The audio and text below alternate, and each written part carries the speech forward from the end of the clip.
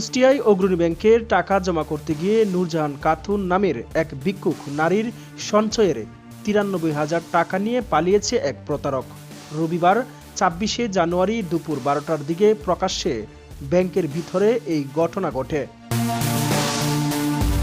ভুক্তভোগী নারী নূরজাহান খাতুন শহরের বিভিন্ন এলাকায় ভিক্ষাবৃত্তি করেন। ব্যাংকের সিসি ক্যামেরার ফুটেজে দেখা যায়, রবিবার সকালের দিকে নূরজাহান খাতুন ও তার মেয়ে দৃষ্টি প্রতিবন্ধী শাবানা খাতুন ব্যাংকের ভিতরে টাকা জমা দিলে নতুন ব্যাংক হিসাব নম্বর খুলতে ব্যাংক কর্মকর্তা কয়েকটি টিপসই নেন। এক পর্যায়ে দুপুর ১২টার দিকে এক ব্যক্তি টাকা জমা দিয়ে দেওয়ার কথা বলে ওই বৃদ্ধার কাছ থেকে ৯৩,০০০ টাকা নিয়ে পালিয়ে যায়। প্রতারকের পরনে ছিল কালো রঙের সোয়েটার, নীল প্যান্ট ও কালো রঙের জুতা।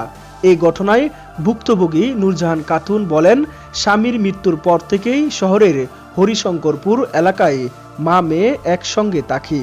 ভিক্ষাবৃত্তি করে টাকাগুলো জমিয়েছিলাম।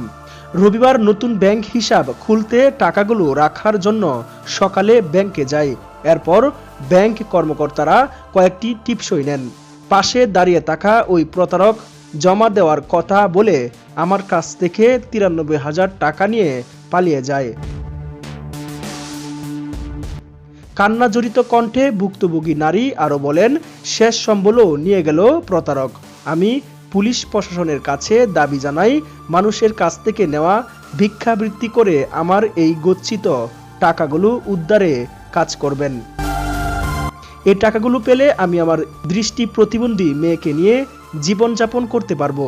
তাই ব্যাংক কর্তৃপক্ষ ও পুলিশ প্রশাসনের কাছে টাকাগুলো উদ্ধারে সহযোগিতা চাই।